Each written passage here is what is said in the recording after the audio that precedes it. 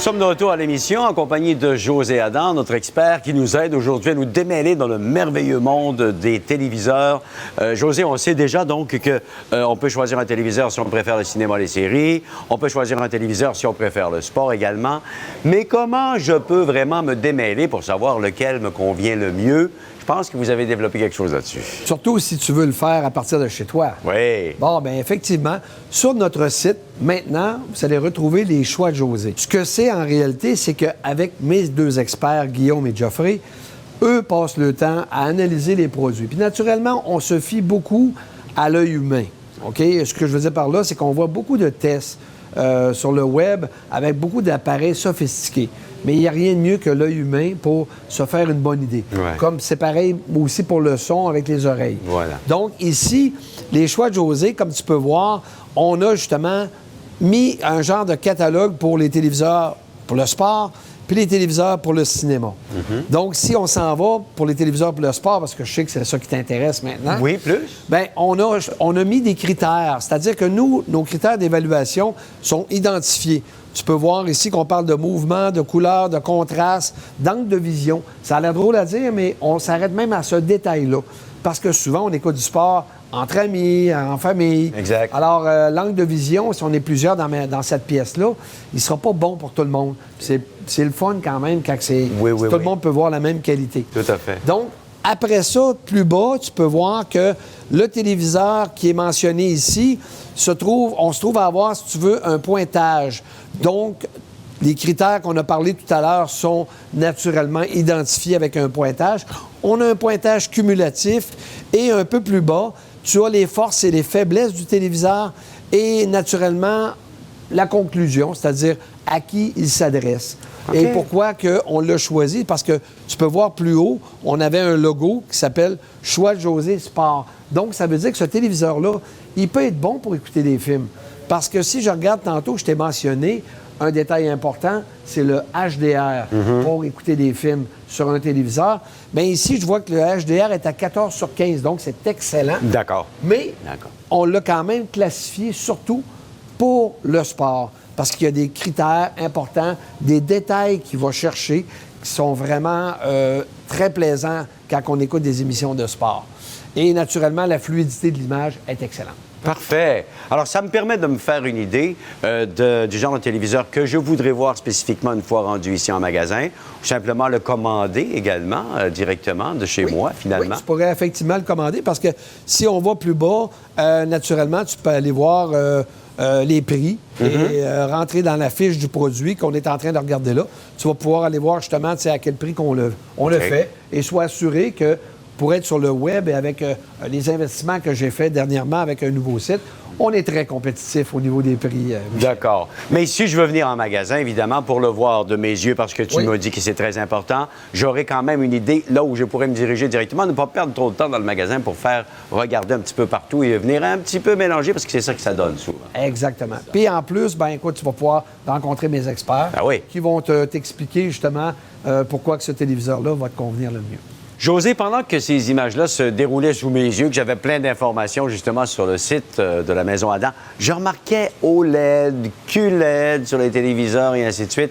Et je pense que ce serait peut-être à propos de démystifier ou de montrer ou d'expliquer à quoi ça retourne exactement. Premièrement, c'est qu'un QLED, c'est une évolution de la technologie LED. D'accord. Alors, on se trouve à avoir un panneau quand même ACL et on a aussi une rétro-éclairage à l'arrière qui est naturellement les fameux DEL. Là où est-ce qu'on a amélioré les choses chez Samsung, c'est qu'on se trouve à avoir mis un genre de filtre avec des boîtes quantiques. Quand on parle de quantique, Michel, on veut dire dans l'infiniment petit. C'est aussi simple que ça.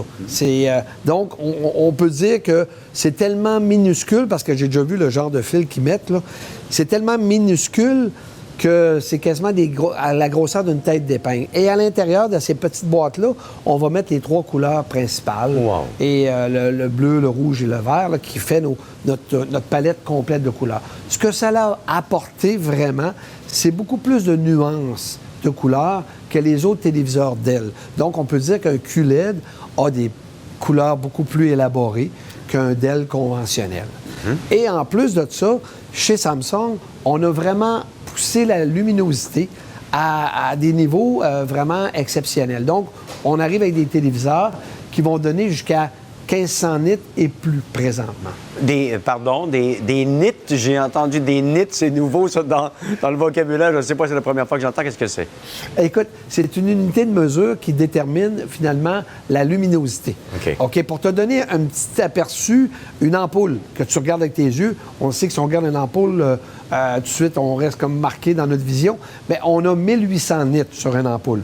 Donc, plus j'ai de nits, plus j'ai une image qui va être très, très claire, plus mes blancs vont être très blancs. Parfait. C'est un des gros avantages qu'on va retrouver sur un téléviseur QLED, c'est que, prends un exemple, si tu as beaucoup de fenestration chez toi, bien, le jour, tu vas avoir de la difficulté des fois à regarder ton téléviseur, à moins que tu aies un QLED. Parce que l'avantage, c'est que le QLED, en ayant beaucoup plus de luminance, va te donner une image extrêmement belle, avec des couleurs riches, même en plein jour, avec beaucoup de fenestration. Parfait. Alors, ça veut dire qu'on pourra justement en profiter dans toutes circonstances. Et ça m'amène à parler des fameux reflets, là, en fin de compte, qui seront diminués ainsi grâce à cette technologie. Bien, c'est sûr et certain que, écoute, si...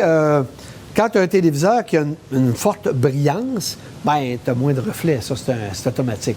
Mais il faut aussi que je te parle de la technologie OLED. Oui. Le OLED, comme ici, on se trouve à avoir un téléviseur Samsung QLED et on se trouve à avoir un téléviseur OLED dans la compagnie LG.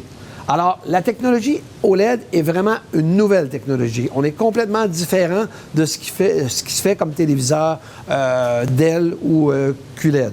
Alors, ici, qu'est-ce qui est très, très différent? On n'a pas de rétroéclairage. On se trouve à avoir, finalement, chacun des pixels reçoit son impulsion électrique et chacun des pixels s'allume et s'éteint. Donc, c'est pour ça qu'on va souvent retrouver, quand on regarde un OLED, on remarque tout de suite que le contraste est plus prononcé, que les noirs sont plus noirs, que les couleurs sont plus chaudes. Ça, c'est des avantages qu'on a avec, naturellement, les téléviseurs OLED. Oui. Okay. Et aussi la vision de côté. On le sait, avec les Dell, c'est souvent une faiblesse d'avoir une vision de côté qu'on perd la richesse des couleurs, qu'on perd finalement, je veux dire, tu sais, de la brillance. La définition, hein, beaucoup. Exactement. Mais ici, avec un OLED, on peut se permettre de le regarder vraiment de côté.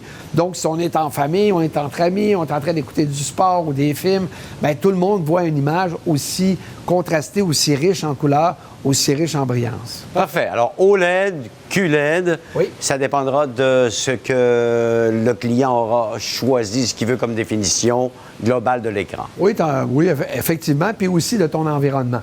C'est ça qui est important. Puis au niveau des reflets, comme je te dis, le QLED, la forte brillance fait qu'on n'a pas de reflets.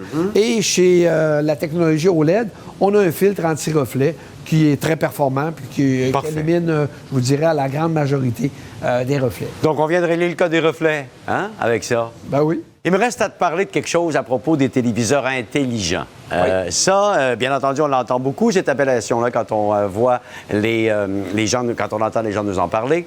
Qu'est-ce que je fais avec ça? C'est utile, évidemment. J'en ai besoin aujourd'hui, nécessairement, de ça? Écoute, c'est une question de goût. OK. Bien souvent, les gens qui aiment aller sur le web rapidement vont travailler avec une tablette, vont travailler avec un petit ordinateur portatif.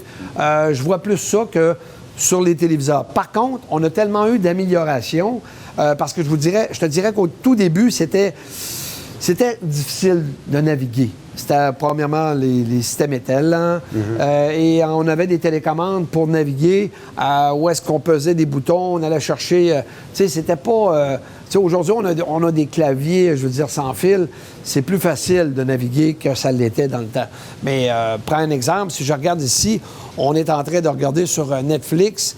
Tu peux voir automatiquement que ça va quand même très rapidement. Mais là, ici, on travaille avec un produit LG qui se trouve avoir la technologie qu'on appelle Web 4.0, qui est très, très, très rapide et efficace à naviguer. Mais ce n'est pas tous les téléviseurs qui sont comme ça. Et on a d'autres compagnies comme Samsung avec Tidal.